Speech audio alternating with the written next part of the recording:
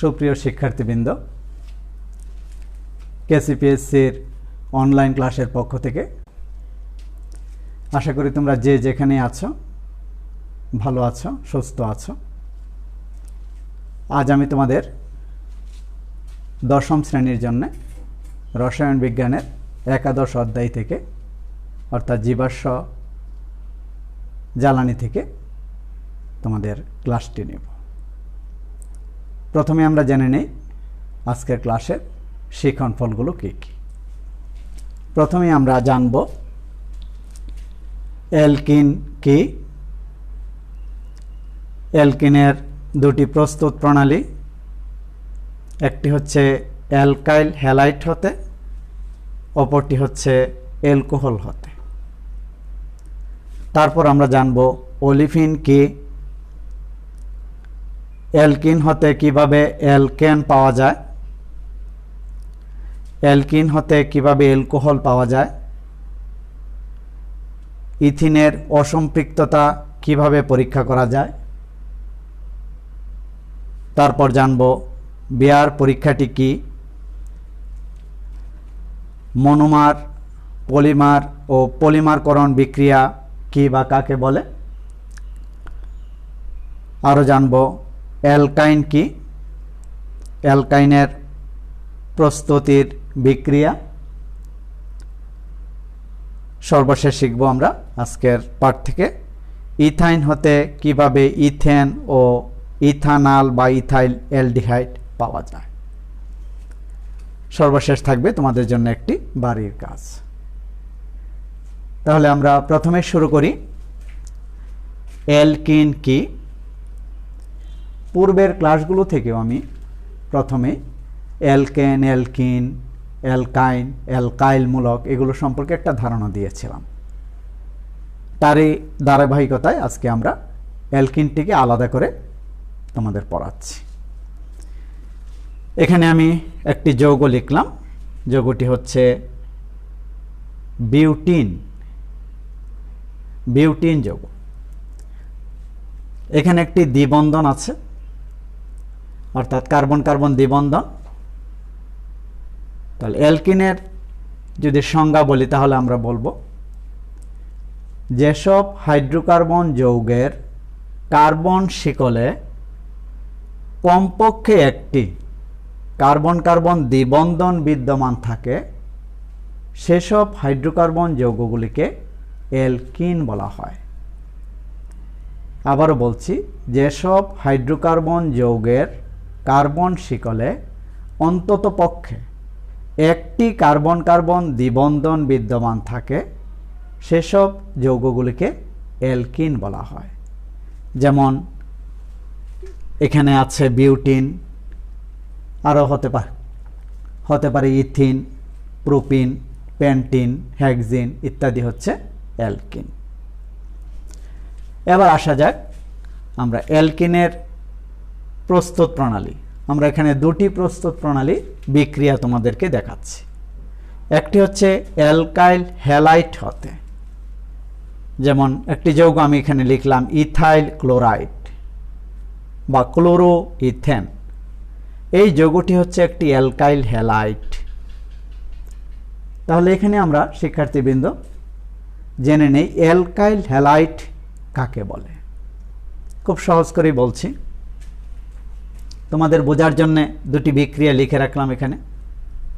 Alkane হতে, যেমন methane, ethane, alkane হতে একটি হাইড্রোজেন পরমাণু একটি হ্যালোজেনমূলক দ্বারা, খেয়াল রাখবে হ্যালোজেন, এখানে হ্যালোজেন আমি ক্লোরিন দিয়ে দিলাম। হ্যালোজেন বলতে সাধারণত ফ্লোরিন, ক্লোরিন, ব্রোমিন, আয়োডিনকে বোঝানো হয়। অ্যালকেন হতে একটি হাইড্রোজেন পরমাণু একটি হ্যালোজেন পরমাণু দ্বারা প্রতিস্থাপিত হয়ে যেসব যৌগ উৎপন্ন হয় বা যৌগের সৃষ্টি হয় সেসব যৌগগুলিকে বলা হয় অ্যালকাইল হ্যালাইড। যেমন মিথাইল ক্লোরাইড, ইথাইল ক্লোরাইড হচ্ছে অ্যালকাইল হ্যালাইড। এইসব অ্যালকাইল হ্যালাইড হতে কিভাবে আমরা অ্যালকিন প্রস্তুত করতে পারি। যেমন প্রথম বিক্রিয়ায় দেখানো হলো অ্যালকাইল হ্যালাইডের সাথে যদি আমরা সোডিয়াম হাইড্রোক্সাইড এর সোডিয়াম হাইড্রোক্সাইড ক্ষার অর্থাৎ সোডিয়াম হাইড্রোক্সাইড ক্ষারের জলীয় দ্রবণের বিক্রিয়া ঘটানো হয়, তাহলে অ্যালকাইল হ্যালাইড হতে কোনো হাইড্রোজেন হ্যালাইড অপসারিত হয়। অর্থাৎ বিক্রিয়াটা বোঝানোর জন্য তোমাদের দেখাচ্ছি, ক্লোরিনটা হ্যালোজেনটা যে কার্বনে আছে তার পার্শ্ববর্তী কার্বন হতে একটি হাইড্রোজেন এই ক্লোরিনের সাথে হাইড্রোজেন ক্লোরাইড হিসেবে অপসারিত হয়। তখন এই কার্বন ক্লোরিনের সাথে যে বন্ধনটি আছে এবং এক্ষেত্রে কার্বন হাইড্রোজেনের সাথে যে একটি বন্ধন আছে, এই দুটি সিগমা বন্ধনের বদৌলতে কার্বন কার্বনের মাঝখানে একটি পাই বন্ধনের সৃষ্টি হয়। অর্থাৎ দুপাশের দুটি বন্ধন এসে মাঝখানে একটি বন্ধনের সৃষ্টি হয়। আর এই অ্যালকাইল হ্যালাইড হতে যে হাইড্রোজেন ক্লোরাইড অপসারিত হয়েছিল, সেই হাইড্রোজেন ক্লোরাইডটি সোডিয়াম হাইড্রোক্সাইড ক্ষারের সাথে বিক্রিয়া করে সোডিয়াম ক্লোরাইড এবং পানি উৎপন্ন হয়। এভাবে অ্যালকাইল হ্যালাইড হতে আমরা অ্যালকিন প্রস্তুত করতে পারি। যেমন ইথাইল ক্লোরাইড হতে ইথিন পাওয়া যায়। এভাবে অন্যান্য অ্যালকাইল হ্যালাইড হতে আমরা এই ক্ষারের সাথে বিক্রিয়া ঘটিয়ে অ্যালকিন প্রস্তুত করতে পারি। তাহলে শিক্ষার্থীবৃন্দ, আবারও বলছি, অ্যালকাইল হ্যালাইডের সাথে বা ইথাইল ক্লোরাইডের সাথে সোডিয়াম হাইড্রোক্সাইড ক্ষারের জলীয় দ্রবণের বিক্রিয়া ঘটানো হলে অ্যালকাইল হ্যালাইড হতে হাইড্রোজেন হ্যালাইড অপসারণের মাধ্যমে অ্যালকিন উৎপন্ন হয়, অর্থাৎ এক্ষেত্রে ইথিন পাওয়া যায়। আমরা এইভাবে অ্যালকাইল হ্যালাইডের সাথে ক্ষারের বিক্রিয়া ঘটিয়ে আমরা অ্যালকিন প্রস্তুত করতে পারি। এবার আসো আমরা কিভাবে অ্যালকোহল হতে অ্যালকিন প্রস্তুত করতে পারি। এক্ষেত্রে আমরা একটা বিষয় জেনে নিই, গাঢ় সালফিউরিক অ্যাসিড হচ্ছে একটি নিরোধক পদার্থ। অর্থাৎ যে সকল পদার্থ অপর যৌগ হতে পানি শোষণ করতে পারে, পানি গ্রহণ করতে পারে, তাদেরকে বলা হয় নিরোধক। এই অ্যালকোহল হতে অ্যালকোহলে OH মূলকটি যে কার্বনের সাথে আছে, সেই কার্বনের পাশের কার্বন হতে একটি হাইড্রোজেন এই OH এর সাথে মিলিত হয়ে পানি উৎপন্ন হয়। এই উৎপন্ন পানি গাঢ় সালফিউরিক অ্যাসিড শোষণ করে আর্দ্র সালফিউরিক অ্যাসিড বা হাইড্রেটেড সালফিউরিক অ্যাসিডে পরিণত হয়।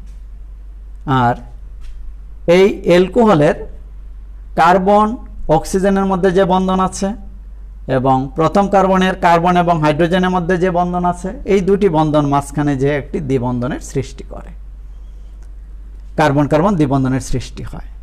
এইভাবে অ্যালকোহল হতে আমরা কি পাই? অ্যালকিন পাই। অর্থাৎ ইথাইল অ্যালকোহল হতে আমরা ইথিন অ্যালকিনটি এইভাবে পাওয়া যায়। তাহলে শিক্ষার্থীবৃন্দ, অ্যালকিনের দ্বিতীয় প্রস্তুত প্রণালীটি শিখলাম আমরা। অ্যালকোহল এবং গাঢ় সালফিউরিক অ্যাসিডের বিক্রিয়ার ফলে অ্যালকিন প্রস্তুত করা যায়। তাহলে আমরা এ পর্যন্ত কি শিখে ফেললাম? অ্যালকিন কাকে বলে শিখলাম, অ্যালকিনের দুটি প্রস্তুত প্রণালী শেখা হলো। এখন আমরা শিখব ওলিফিন কি, বা ওলিফিন বলতে আমরা কি বুঝি। অ্যালকিনের যে নিম্নতম সদস্যগুলো আছে, যেমন ইথিন, প্রোপিন, এই সদস্যগুলো হ্যালোজেনের সাথে অর্থাৎ ফ্লোরিন, ক্লোরিন, ব্রোমিন, আয়োডিন এদের সাথে যুক্ত হয়ে এক ধরনের তৈলাক্ত পদার্থ উৎপন্ন করতে পারে, যে কারণে সাধারণভাবে এই অ্যালকিন সমূহকে ওলিফিন বলা হয়ে থাকে। ওলিফিন শব্দের শাব্দিক অর্থ হচ্ছে অয়েল ফর্মিং পদার্থ, অর্থাৎ তৈল উৎপাদনকারী যৌগ। অর্থাৎ স্বাভাবিকভাবে অ্যালকিন সমূহ হ্যালোজেনের সাথে যুক্ত হয়ে তৈলাক্ত পদার্থ উৎপন্ন করতে পারে বলে এই অ্যালকিন সমূহকে ওলিফিন বলা হয়ে থাকে। গত ক্লাসে তোমাদের আমি পড়িয়েছিলাম অ্যালকেন সমূহকে প্যারাফিন বলা হয়ে থাকে। বিষয় দুটো একটু মনে রাখবে, অ্যালকিন সমূহকে বলা হয় ওলিফিন আর অ্যালকেন সমূহকে বলা হয়ে থাকে প্যারাফিন। শিক্ষার্থীবৃন্দ, তাহলে আমরা সামনের দিকে অগ্রসর হই। অ্যালকিন হতে কিভাবে অ্যালকেন পাওয়া যায়? অ্যালকিন হতে আমরা কিভাবে অ্যালকেন পাব? আমরা নিচের বিক্রিয়াটিতে যাই। এখানে তোমাদের বোঝার সুবিধার্থে আমি একটি বিক্রিয়া লিখে রাখলাম। নিকেল প্রভাবকের উপস্থিতিতে 180 ডিগ্রি থেকে 200 ডিগ্রি সেলসিয়াস তাপমাত্রায় অ্যালকিনের সাথে যদি হাইড্রোজেন যোগ করা হয় বা হাইড্রোজেনের সংযোগ ঘটানো হয় তাহলে অ্যালকেন পাওয়া যায়। যেমন ইথিনের সাথে যদি হাইড্রোজেনের সংযোগ ঘটানো হয় তাহলে ইথেন পাওয়া যায়। একইভাবে প্রোপিনের সাথে যদি হাইড্রোজেনের সংযোগ ঘটানো হয় তাহলে প্রোপেন পাওয়া যাবে। তাহলে শিক্ষার্থী বন্ধুগণ, আমরা কি শিখলাম এখন? অ্যালকিন হতে কিভাবে অ্যালকেন পাওয়া যায়। কিভাবে পাওয়া যায়? আবারও বলছি, অ্যালকিন সমূহকে নিকেল প্রভাবকের উপস্থিতিতে 180 ডিগ্রি থেকে 200 ডিগ্রি সেলসিয়াস তাপমাত্রায় হাইড্রোজেনের সাথে সংযোগ ঘটানো হলে অ্যালকেনে পরিণত হয়, অর্থাৎ অ্যালকিন হতে অ্যালকেন পাওয়া যায়। শিক্ষার্থীবৃন্দ, এবার আমরা আসি অ্যালকিন হতে কিভাবে অ্যালকোহল পাওয়া যায়। আমরা অ্যালকিন হতে অ্যালকোহল,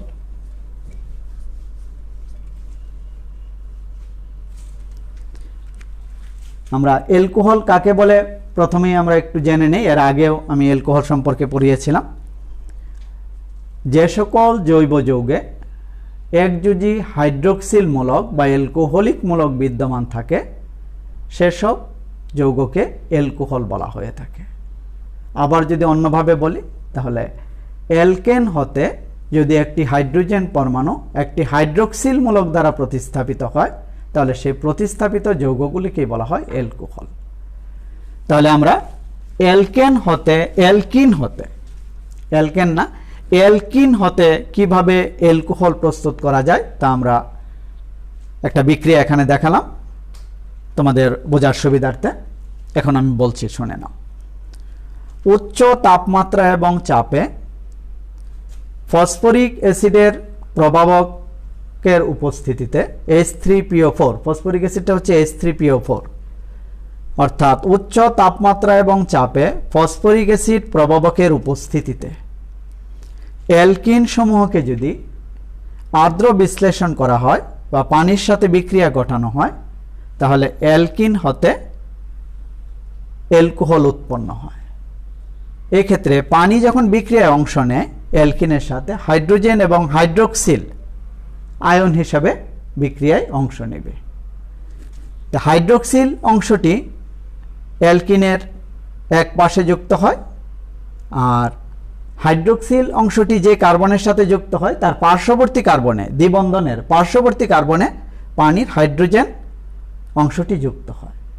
এভাবে অ্যালকোহল পাওয়া যায়। অর্থাৎ অ্যালকিন হতে কিভাবে আমরা অ্যালকোহল পেতে পারি?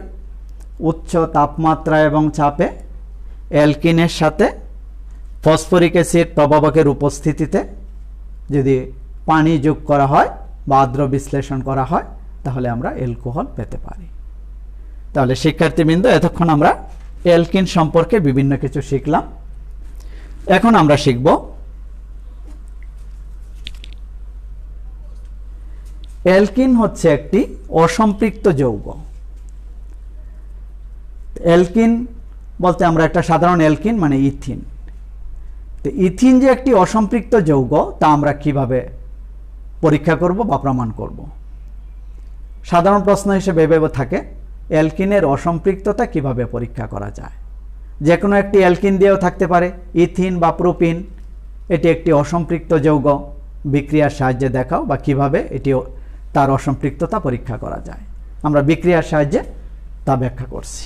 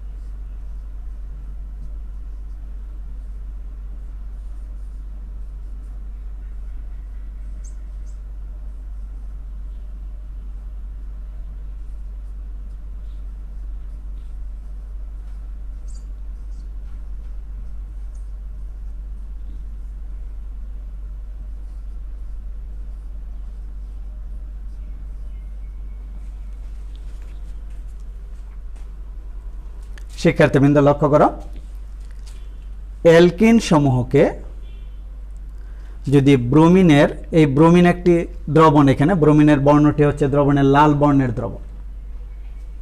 অ্যালকিন সমূহকে যদি ব্রোমিনের লাল বর্ণের দ্রবণের সাথে বিক্রিয়া ঘটানো হয়, তাহলে যদি বিক্রিয়া সংগঠিত হয় তাহলে ব্রোমিনের লাল বর্ণের দ্রবণটি অপসারিত হয়, অর্থাৎ দূরীভূত হয়।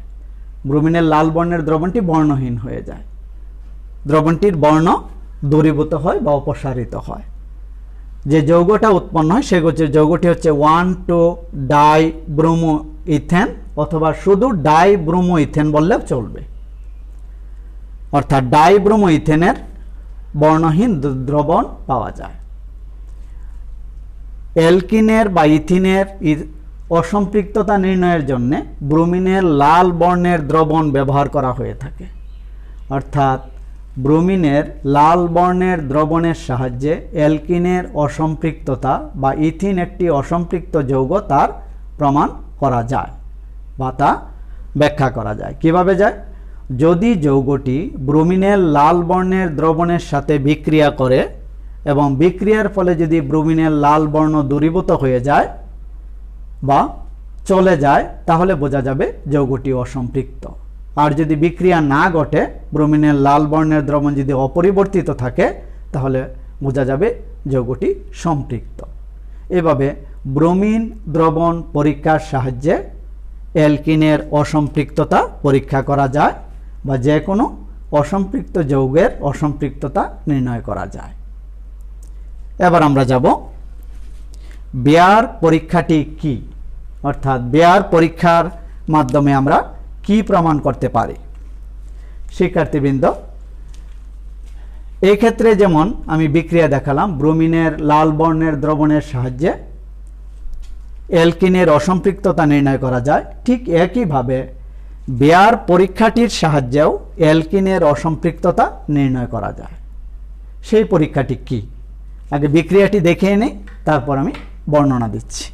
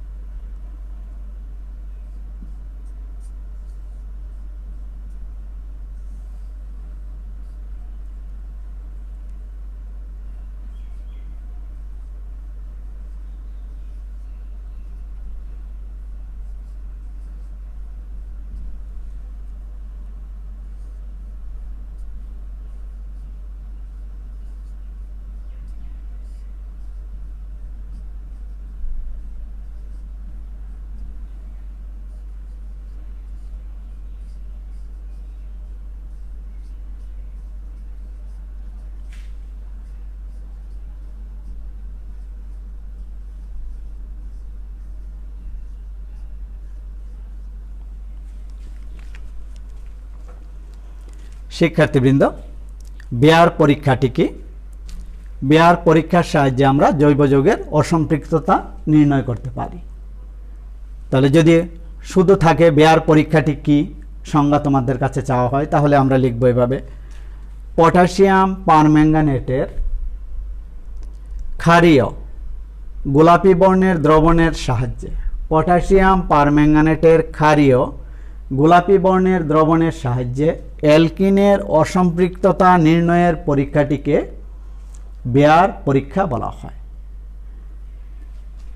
এই বিক্রিয়ার ক্ষেত্রে প্রথমেই পটাশিয়াম পারম্যাঙ্গানেট ক্ষারের সাথে বিক্রিয়া করে পটাশিয়াম ম্যাঙ্গানেট, জায়মান অক্সিজেন এবং পানি উৎপন্ন করে থাকে। অ্যালকিনের সাথে বিক্রিয়ায় উৎপন্ন জায়মান মানে সক্রিয় অক্সিজেন এবং বিক্রিয়া হতে যে পানি উৎপন্ন হয় সেই পানি সংযোগ ঘটে, অর্থাৎ জায়মান অক্সিজেন পানির হাইড্রোজেনের সাথে বিক্রিয়া করে যুক্ত হয়ে একটি হাইড্রক্সিল গ্রুপ, আর পানিতে বিদ্যমান আরেকটি হাইড্রক্সিল গ্রুপ। এই দুটি হাইড্রক্সিল গ্রুপ দ্বিবন্ধনযুক্ত অ্যালকিনের দুটি কার্বনের সাথে যুক্ত হয়। এই যৌগটাকে 1,2 ডাইহাইড্রোক্সি ইথেনও বলা হয়, আবার যৌগটিকে বলা হয়ে থাকে ইথিলিন গ্লাইকল। এই বিক্রিয়াটি যখন ঘটে তখন পটাশিয়াম পারম্যাঙ্গানেটের যে গোলাপি বর্ণ ছিল সেই গোলাপি বর্ণটা অপসারিত হয় বা দূরীভূত হয়, যার মাধ্যমে আমরা জানতে পারি এই যৌগটি বা বিক্রিয়ক যৌগটি হচ্ছে একটি অসম্পৃক্ত যৌগ। আর যদি এই যৌগটি সম্পৃক্ত হতো তাহলে এখানে বিক্রিয়া ঘটতো না, অর্থাৎ পটাশিয়াম পারম্যাঙ্গানেটের গোলাপি বর্ণ দূর হতো না। তাহলে বেয়ার পরীক্ষাটি কি আমরা কি শিখলাম? ক্ষারীয় পটাশিয়াম পারম্যাঙ্গানেটের গোলাপি বর্ণের দ্রবণের সাহায্যে কোনো জৈব যৌগের অসম্পৃক্ততা নির্ণয়ের পরীক্ষাটিকেই বলা হয় বেয়ার পরীক্ষা। বন্ধুগণ, বিক্রিয়াগুলো ভালো করে একটু লিখবে। বিক্রিয়াগুলো যদি না দেওয়া হয় তাহলে ফুল নাম্বার দেওয়া হয় না, পরীক্ষায় নাম্বার সম্পূর্ণ পাওয়া যায় না।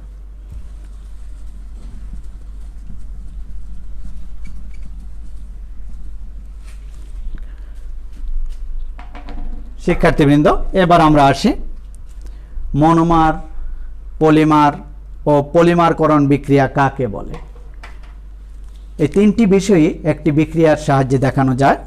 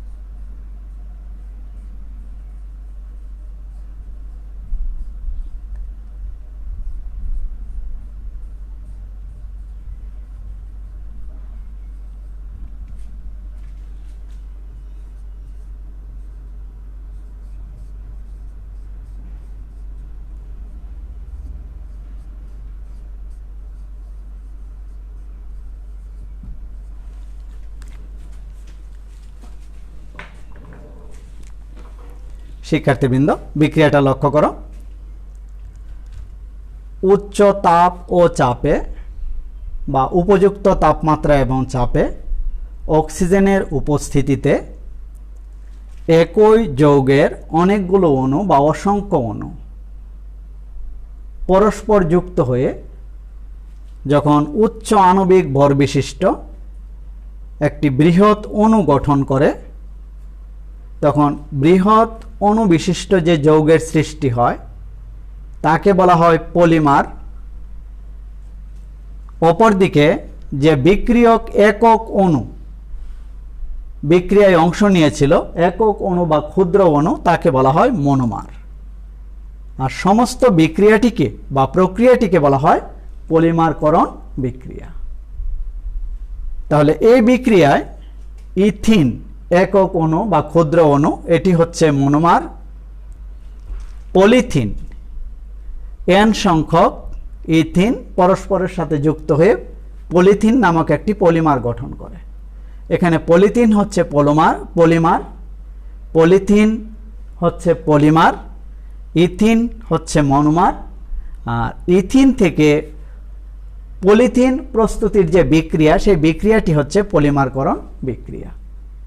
তাহলে শিক্ষার্থীবৃন্দ, আশা করব আমরা মনোমার, পলিমার এবং পলিমারকরণ বিক্রিয়া কাকে বলে তা আমরা সহজেই বুঝতে পারছি। এবার আমরা যাব অ্যালকাইন কি, এর প্রস্তুতির বিক্রিয়া দেখাও। আমরা এখন অ্যালকাইনে চলে যাচ্ছি।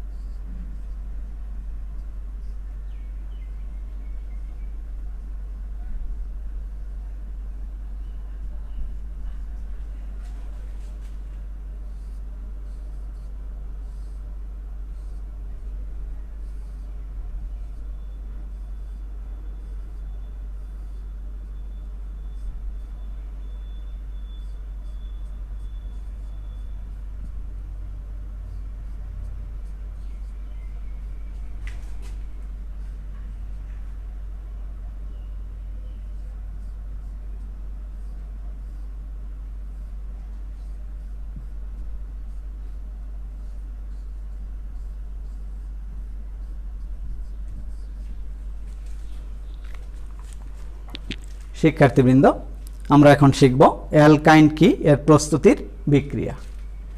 আমি এখানে অ্যালকাইন একটি যৌগ লিখলাম, বিক্রিয়াটাও এখানে লিখে রাখলাম। তাহলে অ্যালকাইন কাকে বলে দেখো, যৌগের সংকেত থেকে তার সংজ্ঞা দেওয়া যাবে। যেসব হাইড্রোকার্বন যৌগে কমপক্ষে একটি কার্বন কার্বন ত্রিবন্ধন বিদ্যমান থাকে সেসব হাইড্রোকার্বন যৌগকে অ্যালকাইন বলা হয়। আবারও বলছি শিক্ষার্থীবৃন্দ, যেসব হাইড্রোকার্বন যৌগে কমপক্ষে বা অন্ততপক্ষে একটি কার্বন কার্বন ত্রিবন্ধন বিদ্যমান থাকে সেসব হাইড্রোকার্বন যৌগগুলিকে বলা হয় অ্যালকাইন। অ্যালকাইনকে কিভাবে প্রস্তুত করা যায়? খুব সাধারণ একটি প্রস্তুত প্রণালী। ক্যালসিয়াম কার্বাইডের সাথে CaC2, এই যৌগটি হচ্ছে ক্যালসিয়াম কার্বাইড। ক্যালসিয়াম কার্বাইড যৌগকে যদি আর্দ্র বিশ্লেষণ করা হয় বা পানির সাথে বিক্রিয়া ঘটানো হয় তাহলে অ্যালকাইন অর্থাৎ অ্যাসিটিলিন বা ইথাইন উৎপন্ন হয়, সাথে ক্যালসিয়াম হাইড্রোক্সাইড ক্ষার উৎপন্ন হয়। বিক্রিয়াটি বোঝার জন্য লিখলাম ক্যালসিয়াম কার্বাইডের গাঠনিক সংকেত। ক্যালসিয়ামের যোজনী 2, কার্বনের যোজনী 4। ক্যালসিয়াম কার্বাইডকে যদি পানির সাথে বিক্রিয়া ঘটানো হয়, এক অণু ক্যালসিয়াম কার্বাইড 2 অণু পানির সাথে যুক্ত হয়। কিভাবে যুক্ত হয় তা দেখো। পানির হাইড্রোজেন হাইড্রক্সিল গ্রুপ আছে, দুটি পানির দুই প্রান্তে আমরা একটা উপরে একটা নিচে দেখালাম হাইড্রোজেন হাইড্রক্সিল। এই হাইড্রোজেনটা এই কার্বনের সাথে যুক্ত হয়, নিচের এই হাইড্রোজেনটা এই কার্বনের সাথে যুক্ত হয়, CH গ্রুপ হয়, মাঝখানে কার্বন কার্বন ত্রিবন্ধন অর্থাৎ ইথাইন বা অ্যাসিটিলিন পাওয়া গেল। আর এই ক্যালসিয়ামের সাথে পাশের যে দুটি হাইড্রক্সিল গ্রুপ আছে, দুটি গ্রুপ যুক্ত হয়ে ক্যালসিয়াম হাইড্রোক্সাইড ক্ষার উৎপন্ন হলো। অর্থাৎ ক্যালসিয়াম কার্বাইডের সাথে পানির আর্দ্র বিশ্লেষণ ঘটানো হলে বা বিক্রিয়া ঘটানো হলে আমরা অ্যালকাইন বা অ্যাসিটিলিন পেয়ে থাকি। শিক্ষার্থীবৃন্দ, এবার আমরা আসব ইথাইন হতে কিভাবে ইথেন ও ইথানল পাওয়া যায়। অর্থাৎ এখন ইথাইন একটি অ্যালকাইন, এই অ্যালকাইন হতে আমরা এখন কিভাবে অ্যালকিন এবং অ্যালডিহাইড পাওয়া যায় তা আমরা বিক্রিয়ার মাধ্যমে দেখব। আমরা প্রথমে বিক্রিয়াগুলো একটু দেখিয়ে ফেলি।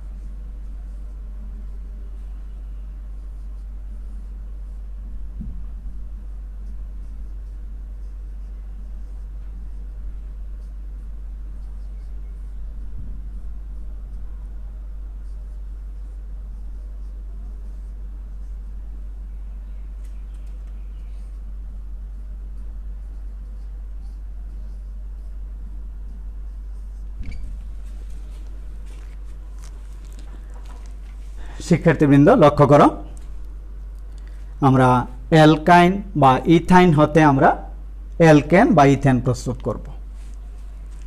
বিক্রিয়াটা লক্ষ্য করো, অ্যালকাইনকে বা অ্যালকাইন সমূহকে যদি নিকেল প্রভাবকের উপস্থিতিতে 180 ডিগ্রি থেকে 200 ডিগ্রি সেলসিয়াস তাপমাত্রায় হাইড্রোজেনের সাথে উত্তপ্ত করা হয় বা হাইড্রোজেন গ্যাসের সাথে সংযোগ ঘটানো হয়, তাহলে অ্যালকাইন অ্যালকেনে পরিণত হয়, অর্থাৎ ইথাইন ইথেন যৌগে পরিণত হয়। এখানে 4টি হাইড্রোজেন আছে, এই 4টি হাইড্রোজেন 2টি কার্বনের সাথে দুটি করে যুক্ত হয়, ফলে কার্বনের সাথে যে ত্রিবন্ধন আছে এই ত্রিবন্ধনে একটি বন্ধন থাকে আর অপর 2টি বন্ধন ভেঙে যায়। প্রতি কার্বনের 2টি বন্ধন ভেঙে 2টি করে হাইড্রোজেন যোগ হয়।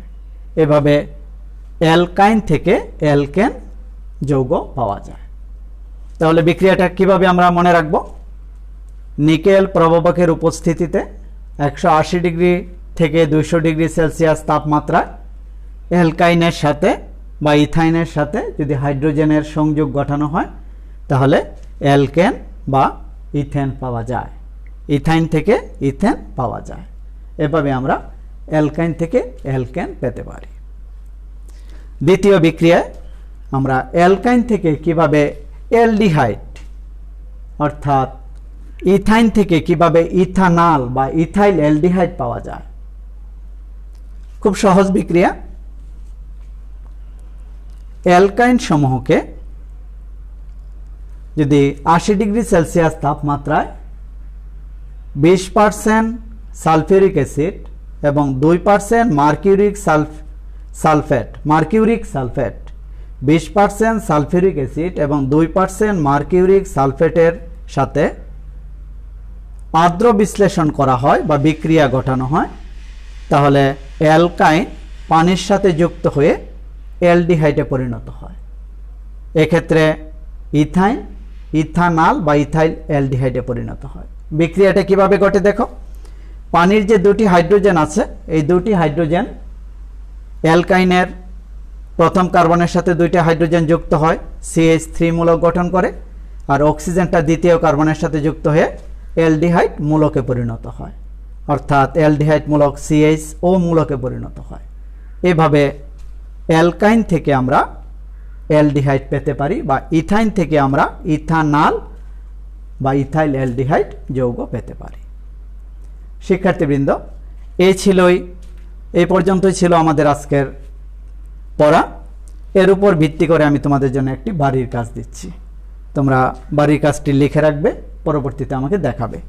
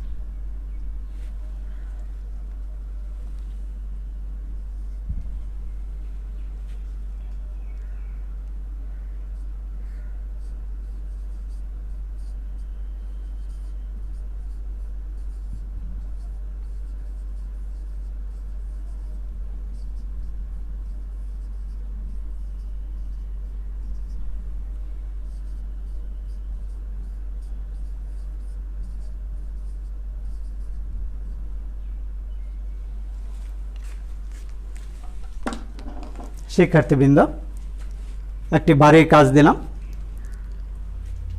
কাজটি সৃজনশীল প্রশ্নের অনুরূপ করা হলো। একটি যৌগ দেওয়া আছে C2H6 ইথেন বি একটি যৌগ দেওয়া আছে C2H4 ইথিলিন। এই যৌগ দুটির মধ্যে কোনটি সম্পৃক্ত যৌগ এবং কোনটি অসম্পৃক্ত যৌগ তা দুটি পরীক্ষার সাহায্যে বর্ণনা করা হবে। তোমাদেরকে উত্তরের যাতে সহজ করে উত্তরটা লিখতে পারে তার কিছুটা ইঙ্গিত আমি দিচ্ছি। দুটি পরীক্ষা বলতে একটি পরীক্ষা হচ্ছে ব্রোমিন দ্রবণ পরীক্ষা, অপর পরীক্ষাটি হচ্ছে বেয়ার পরীক্ষা। এই দুটি পরীক্ষার সাহায্যে তোমরা বর্ণনা করবে এই দুটি যৌগের মধ্যে কোনটি সম্পৃক্ত এবং কোনটি অসম্পৃক্ত। তাহলে শিক্ষার্থীবৃন্দ, তোমরা যে যেখানে আছো ভালো থেকো। এই শুভকামনায় আজকের মতো তোমাদের কাছ থেকে বিদায় নিলাম। ভালো থেকো সবাই।